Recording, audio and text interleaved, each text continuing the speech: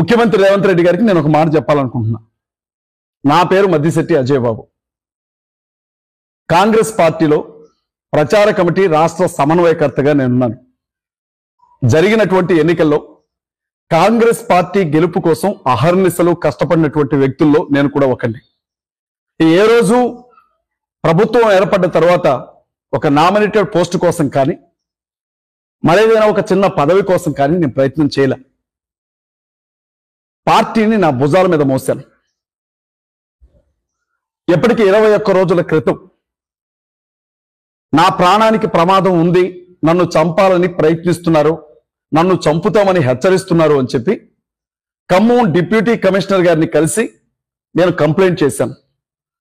న్యాయవాదులతో సహా అనేక మంది అనుచరులతో తరలి వెళ్ళి వారి కంప్లైంట్ చేసినప్పుడు అర్బన్ పోలీస్ స్టేషన్కి వారు నన్ను సిఐ భానుప్రకాష్ గారి దగ్గరికి వెళ్ళి కలవమన్నారు. భానుప్రకాష్ గారి దగ్గరికి వెళ్ళాం, కంప్లైంట్ రాశాం, ఆధారాలు ఇచ్చాం. అనేకమైనటువంటి బెదిరింపు కాల్స్ నాకు వస్తున్నాయి, హిందుత్వవాదులు నన్ను చంపుతానని బెదిరిస్తున్నారు అని చెప్పి మేము కంప్లైంట్ చేసినప్పుడు 21 రోజుల క్రితం ఎఫ్ఐఆర్ని ఫైల్ చేశారు.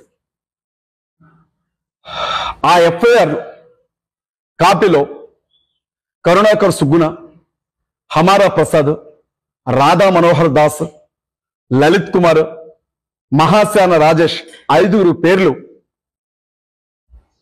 రాయడం జరిగింది. మేము వాళ్ళ అనుచరులు నన్ను బెదిరిస్తున్నారు, నన్ను చంపుతానంటున్నారు అని చెప్పి ఆధారాలతో సహా మేము కేసు నమోదు చేసాం, కంప్లైంట్ ఇచ్చాం.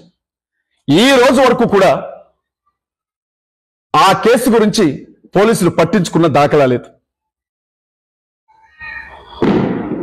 ఆంధ్ర రాష్ట్రంలో ప్రవీణ్ పగడాల గారు చనిపోయిన తర్వాత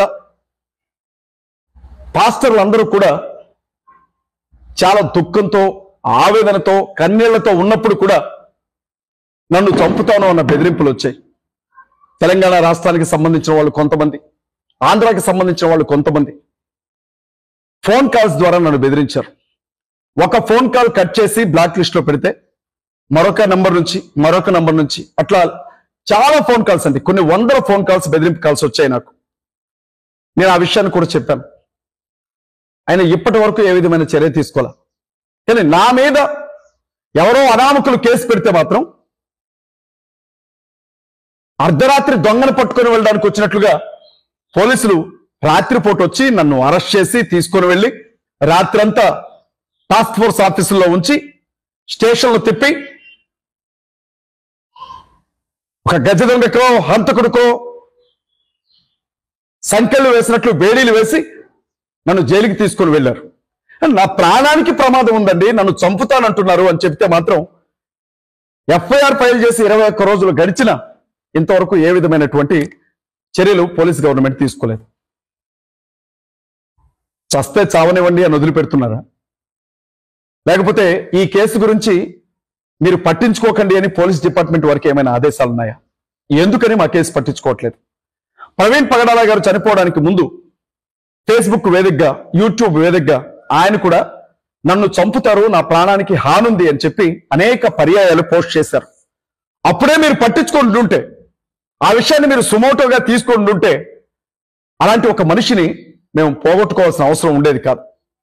పోలీస్ స్టేషన్కి రాకపోవడం, కంప్లైంట్ చేయకపోవడం ప్రవీణ్ అన్న చేసిన తప్పు అని నేను అనుకుంటాను.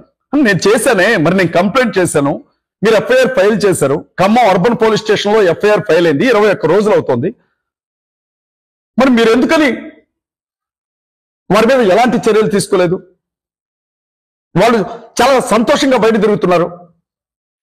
ఏ తప్పు చేయని నన్ను అరెస్ట్ చేసి జైలుకు పంపించారు. రీసెంట్ గా నేను జైలు నుంచి వచ్చిన తర్వాత కంటిన్యూస్ గా మళ్ళీ నాకు కాల్స్ చేస్తున్నారు, బెదిరిస్తున్నారు.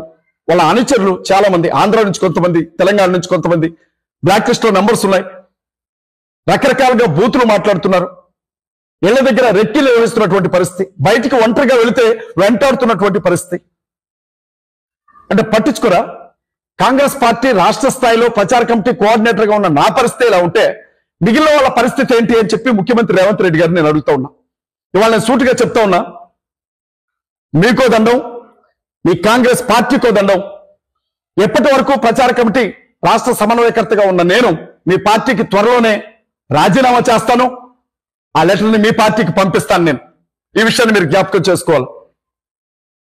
పోలీస్ డిపార్ట్మెంట్ వారు ఎంత నిర్లక్ష్య వైఖరితో వ్యవహరిస్తున్నారు అని అంటే, చస్తే చావరాదు, మాకు తీరిక ఎక్కడుంది ఈ కేసు పట్టించుకోవడానికి అన్నట్లుగా బిహేవ్ చేస్తా ఉన్నారు. అంటే పాస్టర్లకి ఏ విధమైనటువంటి రక్షణ ఉండదా? దేవుని సేవ చేసే వాళ్ళు క్రైస్తవులైతే మా ప్రాణాలకు ఎలాంటి విలువ ఉండదా? మమ్మల్ని మీరు పట్టించుకోరా? ఖచ్చితంగా 21 రోజుల క్రితం అండి, ఖమ్మం జిల్లా కోర్టు ఎదురుగా తేళ్లూరు వెంకటేశ్వరరావు అని జిల్లా కోర్టు లాయర్ గారు ఈ కంప్లైంట్ గురించి లాయర్ గారితో డ్రాఫ్ట్ చేయించడానికి మేము వెళ్ళినప్పుడు కొంతమంది హిందూ సంఘాలకు సంబంధించిన వాళ్ళు అక్కడికి రావడం చూసి నేను, నాతో పాటు మట్టి ప్రసాద్, ఆదిత్య కారులో బయటకు వెళ్ళిపోయాం. మేము వెళ్ళిపోయినటువంటి ఒక 5 నిమిషాల్లో తేళ్లూరు వెంకటేశ్వరరావు గారు లాయర్ గారు ఫోన్ చేసి, ఇక్కడ కొంతమంది హిందూ సంఘాల వాళ్ళు వచ్చారు, వాడు ఎక్కడుంటాడు, వాడి అడ్రస్ చెప్పండి అని చెప్పి నన్ను ఇబ్బంది పెడుతున్నారు. అతను ఒక క్లయింట్ అండి, నేను లాయర్ని, ఒక కేసు పని మీద నా దగ్గరకు వచ్చాడు తప్ప నాకు అడ్రస్ తెలియదని నేను చెప్పాను, మీరు అర్జెంటుగా తప్పించుకొని వెళ్ళిపోండి అని చెప్పారు లాయర్ గారు. అడ్వకేట్ గారు చెప్పారు, సాక్షాత్తు దీనికి ఆయనే సాక్ష్యం, నా పరిస్థితి బాగాలేదు, నన్ను వెంటాడుతున్నారు అని చెప్తే మీరెందుకని ఇంత నిర్లక్ష్య వైఖరి మీరు ప్రదర్శిస్తూ ఉన్నారు? అంటే అజయ్ బాబుని చంపితే మీకు సంతోషమా? మీ డ్యూటీ మీరు చేయరా? ఎవరో హిందుత్వ సంఘాలకు సంబంధించిన వాళ్ళు ఒక చిన్న కంప్లైంట్ పెట్టగానే నన్ను అరెస్ట్ చేసి తీసుకుని వెళ్ళి జైల్లో వేశారే. ఫేస్బుక్ వేదికగా, యూట్యూబ్ వేదికగా నెక్స్ట్ నువ్వేరా, నెక్స్ట్ నిన్నేరా చంపేది అనుకుంటూ అన్ని కంప్లైంట్లు పేపర్ ఆధారాలతో సహా తీసుకొచ్చి మీకు ఇస్తే మీరు ఎప్పటి వరకు ఏం చేశారు? మీరు వాళ్ళు పిలిపించారా? వాళ్ళకి నోటీసులు ఇచ్చారా? వాళ్ళని అరెస్ట్ చేశారా? కనీసం వాళ్ళు రమ్మని ఒక ఫోన్ కాల్ చేశారా? మీరు ఎందుకు పట్టించుకోవట్లా? జిల్లా కమిషనర్ గారు ఏమైనా ఈ కేసు పట్టించుకోవద్దని చెప్పారా? డీజీపీ గారు ఏమన్నా ఆదేశాలు ఇచ్చారా ఈ కేసు పట్టించుకోవద్దని? లేకపోతే నేనేమైనా అబద్ధం చెప్తున్నాను అనుకుంటున్నారా? నేను చచ్చిపోతే తప్ప మీరు మాట్లాడరా?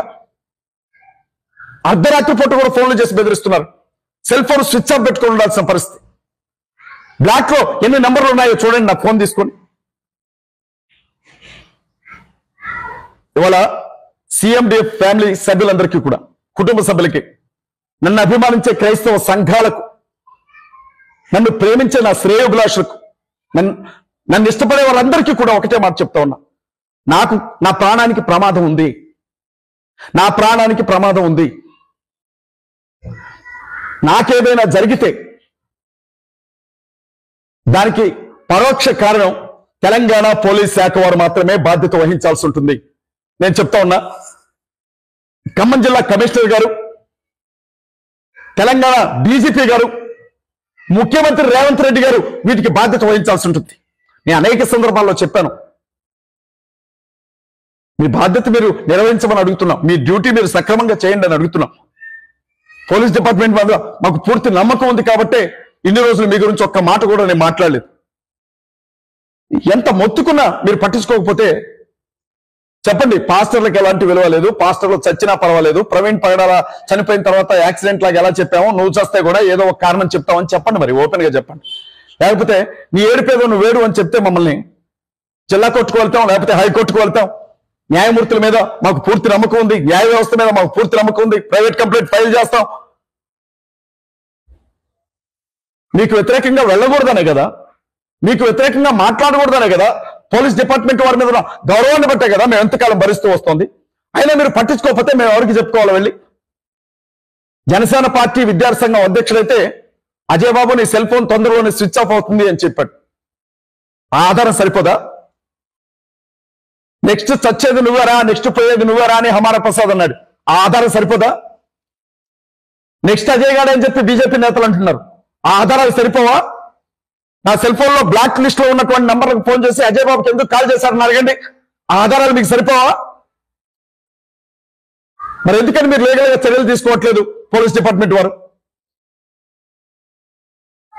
వచ్చే నెలలో 3వ తారీఖున హైదరాబాద్ లో ప్యాట్నీ సెంటర్ లో, సికింద్రాబాద్ ఏరియా హరిహర కళాభవన్ లో హైదరాబాద్ మెగా క్రిస్టియన్ కాన్ఫరెన్స్ మేము ఏర్పాటు చేస్తున్నాం. ఇవాళ క్రైస్తవులకు ఏం జరిగినా, బైబుల్ తగలబెట్టినా, రోడ్ల మీద పట్టుకొని చెప్పులతో కొట్టినా, మందిరాల లోపలికి వచ్చి కర్రలు తీసుకొని కొడుతున్నా, చర్చిలు తగలబెడుతున్నా, క్రైస్తవ ఆడబిడ్డలు నడు రోడ్డు మీద నగ్నంగా ఊరేగిస్తున్నా, ఒక్క పార్టీ మాట్లాడేది ఇవాళ